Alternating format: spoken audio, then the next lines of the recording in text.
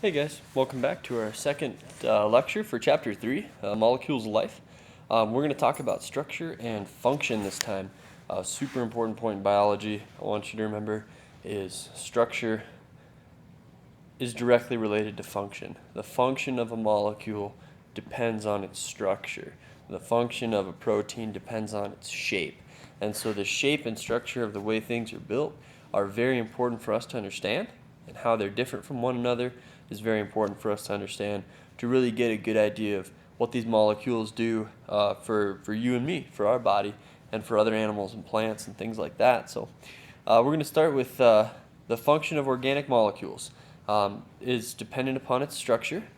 The building blocks of things like carbohydrates, lipids, proteins, nucleic acids, those four super important macromolecules, the building blocks bond together in different arrangements, and those different arrangements give us different types of molecules. And so any process in which a molecule changes is called a reaction. You probably recall that from chemistry. Chemical reactions are when molecules are changing. So, two terms that are important for you to understand are monomers, polymers. So, mono is one, poly is many. So, a monomer is a molecule that's a building block. A simple unit of a larger molecule is a monomer. And so, one amino acid is a monomer for a much larger protein. Okay, one simple sugar, like a glucose, is a monomer for a much longer starch, or something along those lines. So the polymer, these are the ones that we're probably most concerned with. These are the large molecules that are really doing something in our bodies. These are the long chains of monomers. We can split these up and use them for energy at a later time. That's one of their many uses, and that's important for us. So, if we take everything an organism's doing chemically, we can call that its metabolism.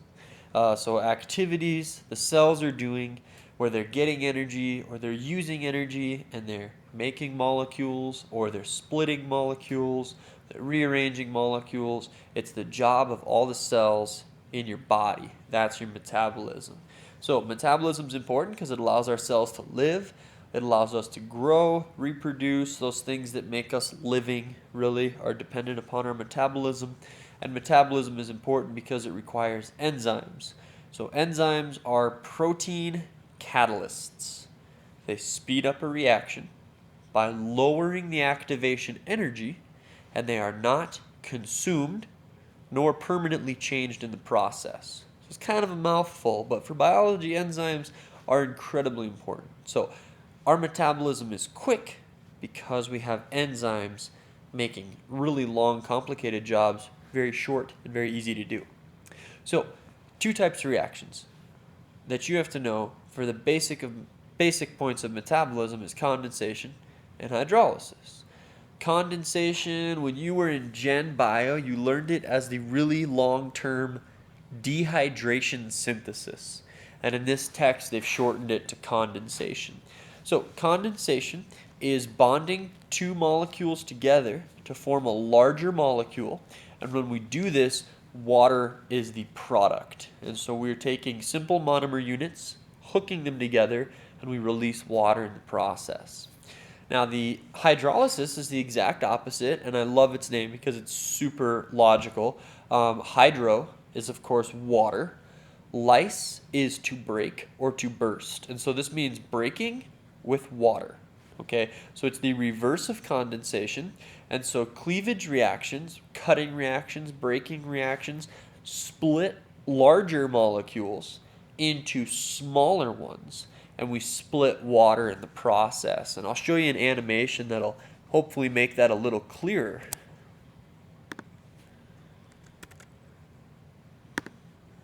A condensation reaction joins two molecules together to form one larger molecule. An enzyme removes a hydroxyl group from one molecule and a hydrogen atom from another, then speeds the formation of a bond between the two molecules at their exposed sites. Typically, the discarded atoms join to form a molecule of water. Hydrolysis is a type of cleavage reaction. It's like condensation in reverse. An enzyme splits the molecule into two parts. then attaches a hydroxyl group and a hydrogen group from water to the exposed sites. The result is two smaller molecules. Condensation and hydrolysis are used to put together and break apart many biological molecules. Cool. So it's super important for us to understand these two reactions and how they work together, because you can think if this little ring here is like glucose, this little ring here is another glucose. Well, you eat, your breakfast in the morning, you get a whole bunch of sugar, and you break that apart with hydrolysis into simple glucose, something we can use.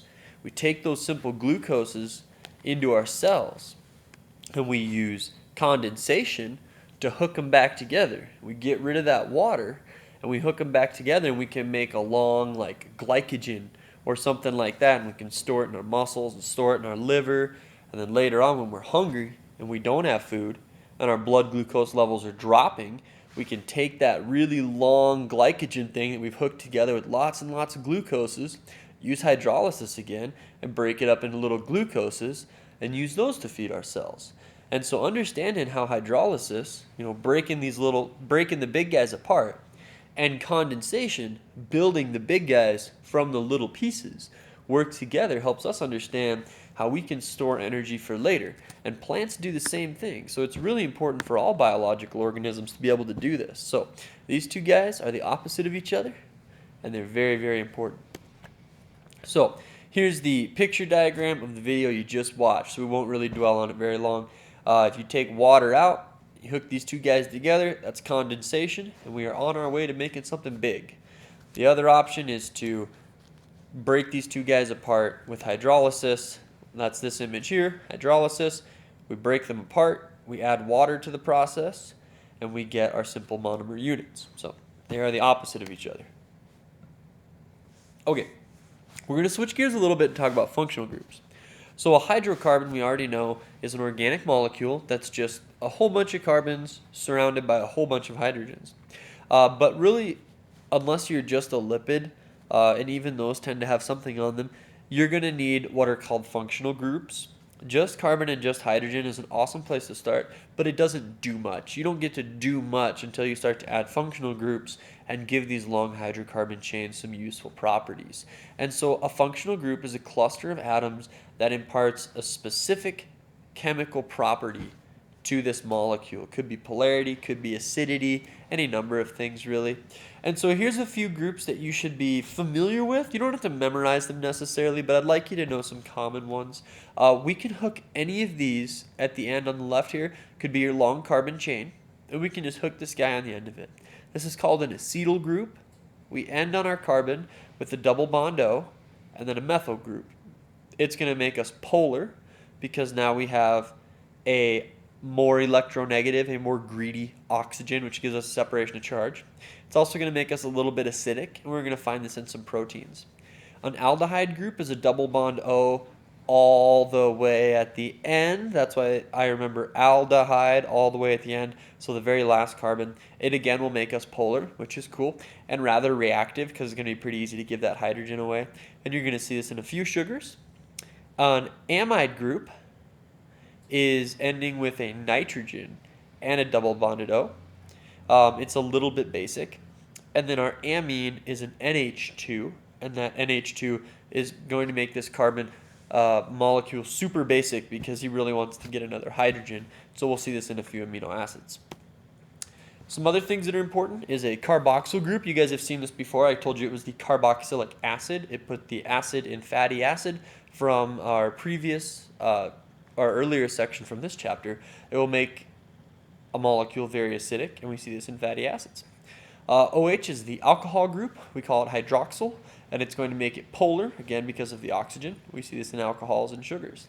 Ketone is a double bonded O somewhere in the middle. It's again going to make our molecule pretty polar. And then a methyl group just ends in CH3. CH3 is a methyl group. If you remember your organic chemistry naming, meth, F, pro, bute, that kind of stuff, methyl's 1CH3. And so really it's nothing too terribly special. We just hook a CH3 where there was a hydrogen. And you'll see that in a few amino acids as well, like methionine, for example, which is an important one. So those are a few groups you should be familiar with. Here's a phosphate. You'll see this guy in DNA and RNA. It's PO4 basically, and it's going to make this very, very polar. There's lots of oxygens and rather reactive. And then a sulfhydryl group, which is important because it's in cysteine, and it can make sulfur bridges, which are kind of nice.